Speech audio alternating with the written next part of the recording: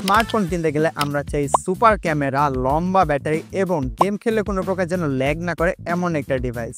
Oppo Reno 12F নাকি সব কিছুই দিতে পারবে, তো আদৌ দিবে নাকি বিজ্ঞাপনের ম্যাজিক, তা চলুন আমরা খুঁজে বের করি এবং পুরো ভিডিওটা না টেনে সম্পূর্ণটা দেখার চেষ্টা করুন, কারণ ভিডিওর মাঝে টুইস্ট রয়েছে। সম্পূর্ণ ভিডিওর জুড়ে থাকছি আমি এমডি তাজিম রহমান মেজবা, অপরটেকের পক্ষ থেকে। Let's start.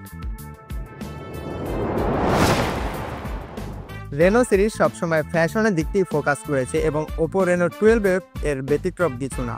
ফোনের ফ্রেম ও বডিতে কি ব্যবহার করা হয়েছে তা আমরা আদৌ সঠিক তথ্যটি পাইনি, তবে দেখলে মনে হচ্ছে ব্যাক সাইডে গ্লাস। ফোনটির থিকনেস 7.76 mm এবং এটি যথেষ্ট লাইট ওয়েট এবং হালকা মনে হয়েছে। ব্যাকে রয়েছে ট্রিপল ক্যামেরা সেটআপ এবং এলইডি ফ্ল্যাশ ব্যবহার করা হয়েছে। তবে মজার বিষয় হচ্ছে ক্যামেরার চারপাশে এলইডি লাইট থাকছে। এটা Oppo কোম্পানি কেন দিয়েছে তা একমাত্র তারাই জানেন, আর আপনারা যদি জানেন তাহলে অবশ্যই কমেন্টে আমাদের জানাবেন। এবং ফোনের সাইডের থাকছে হচ্ছে ভলিউম রকার এবং পাওয়ার বাটন, কেননা আগের মডেলগুলোতে এক পাশে পাওয়ার বাটন এবং অন্য পাশে ভলিউম রকার ছিল, যা একটু প্যারা হয়ে যায়। কিন্তু বর্তমানে ফোন কোম্পানিগুলো এক পাশেই পাওয়ার বাটন এবং ভলিউম রকার ব্যবহার করছে। নিচের দিকে থাকছে সিম স্লট, মাইক্রোফোন এবং স্পিকার, কিন্তু থাকছে না কোনো মাইক্রো এসএসডি কার্ডের ব্যবস্থা। ফোনটির ডিসপ্লেতে 6.6 ইঞ্চের একটি অ্যামোলেড ডিসপ্লে ব্যবহার করা হয়েছে, যা 1 বিলিয়ন কালার সাপোর্ট করে এবং 120 হার্টজ রিফ্রেশ রেট রয়েছে। এতে রয়েছে 2100 নিটসের পিক ব্রাইটনেস। ডিসপ্লের ডিটেলস শুনে এত খুশি হবার কিছু নেই, কারণ বস পিকচার আবিবি বাকি হ্যাঁ। Official phone, budget wise display ওকে, খারাপ না, তবে 2100 নিটস ব্রাইটনেস আছে বলেও আমরা মনে হয়নি 2100 নিটস পেয়েছি, কারণ ফোনটি যখন আমরা ইউজ করছিলাম তখন ইনডোরে বেশ ভালোই ব্রাইটনেস পাচ্ছিলাম, কিন্তু সমস্যায় পড়েছি অতিরিক্ত রোদে। জি হ্যাঁ, অতিরিক্ত রোদে আমরা 2100 নিটস অনুযায়ী বেশি আশা করেছিলাম, কিন্তু আমাদের চ্যানেলের বিবেক ভাইয়ের মতো এই ফোনটির ব্রাইটনেস ক্ষেত্রে আশাই দিয়েছে, কোনো ভালো আশা দিতে পারেনি। ফোনটি IP64 ডাস্ট টাইট এবং ওয়াটার রেজিস্ট্যান্স। ফোনটির প্রোটেকশনের জন্য AGC DT Star 2 ব্যবহার করা হয়েছে। Oppo Reno 12F Android 14 launch করা হয়েছে, যা কিনা 15 পর্যন্ত আপডেট করা যাবে এবং কালার ওএস 15এই দেওয়া হয়েছে, যা খুবই ভালো একটি দিক।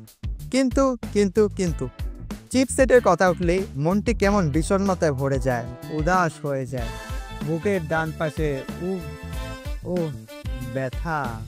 ভাই ওটা চিপসেটের জন্য না, ওটা আপনার গ্যাস্ট্রিকের ব্যথা। তবে যাই হোক, তারা এখানে চিপসেট হিসাবে MediaTek Dimensity 6300, যা 6nm এর একটি চিপসেট, এটি ব্যবহার করা হয়েছে। এখানে তারা র্যাম হিসাবে LPDDR4X ব্যবহার করেছে, যা আমাদের বরাবরের মতন আবার হতাশ করেছে, এবং UFS 2.2 ব্যবহার করা হয়েছে। অতএব আপনারাই বুঝতে পারছেন গেমিংয়ে কতটুকু পারফরমেন্স পাওয়া যাবে। ফ্রি ফায়ার লাভারদের জন্য গেমিংয়ের ক্ষেত্রে কোনো প্যারা হবে না, তবে PUBG নর্মালি খেলা যাবে, কিন্তু একদম ল্যাগ ফ্রি একটা এক্সপিরিয়েন্স পাবেন না হয়তো। তো র্যাম, চিপসেট এগুলোর ক্ষেত্রে যদি আরেকটু ভালো কিছু দিতে পারতো তাহলে হয়তো Oppo লাভারদের মনটা একটু বেশ শক্তভক্তভাবেই চুরি করতে পারতো। জানি না এই ভিডিও কতদূর পৌঁছাবে, তবে Oppo এর কাছে আবেদন রইবে যে এইসব বিষয়গুলোর প্রতি একটু নজর রাখতে। ছোটবেলা থেকেই জেনে এসেছি যে Oppo ফোন মানেই ক্যামেরা, তো চলুন এর ক্যামেরা নিয়ে একটু কথা বলা যাক। এর Oppo Reno 12F এ ব্যবহার করা হয়েছে মেন ক্যামেরা হিসাবে 50 মেগাপিক্সেলের OIS যুক্ত ক্যামেরা, 8 মেগাপিক্সেলের একটি আলট্রা ওয়াইড ক্যামেরা ও 2 মেগাপিক্সেলের একটি ম্যাক্রো শুটার। মেন ক্যামেরা দিয়ে তোলা ছবিগুলো অতটাও আই ক্যাচিং হতে পারেনি এবং অবজেক্টের ডিটেলে কিছুটা কমতি মনে হয়েছিল। উজ্জ্বল আলোতে ক্যামেরা ভালো কাজ করে, ছবি তুললে রং সজীব হয়, ডিটেলেও সন্তোষজনক, কালার রেন্ডারিং বেশ প্রাকৃতিক এবং বিবরণ ঠিকমতো ধরা পড়ে। রঙের নির্ভুলতা, কালার অ্যাকুরেসি ভালো। দিনের আলোতে তোলা ছবিতে রং দেখতে প্রাকৃতিক ও বাস্তবসম্মত হয়, তবে কখনো কখনো AI পোস্ট প্রসেসিং এ একটু অতিরিক্ত স্যাচুরেশন দেওয়ার প্রবণতা দেখা যায়। ফোনটির পোর্ট্রেট মোডে বেশ ঝাঁকানাকা ছবি আসছিল। আলট্রা ওয়াইড এবং ম্যাক্রো নিয়ে কিছু বলারই নেই। ফোনটার ব্যাক ক্যামেরা দিয়ে অনলি 1080তে এবং 60 fps এ ভিডিও করা যায়। ভিডিও কোয়ালিটি অতটাও ইমপ্রেস করতে পারেনি। ফোনের ফ্রন্টে রয়েছে 32 মেগাপিক্সেলের একটি সেলফি ক্যামেরা। ফ্রন্ট ক্যামেরা আপনাকে আপনার চেয়েও সুন্দর বানাবে। ডে লাইটে ছবিগুলো শার্প আর ন্যাচারাল, লো লাইটে এআই আলো বাড়িয়ে দেয়।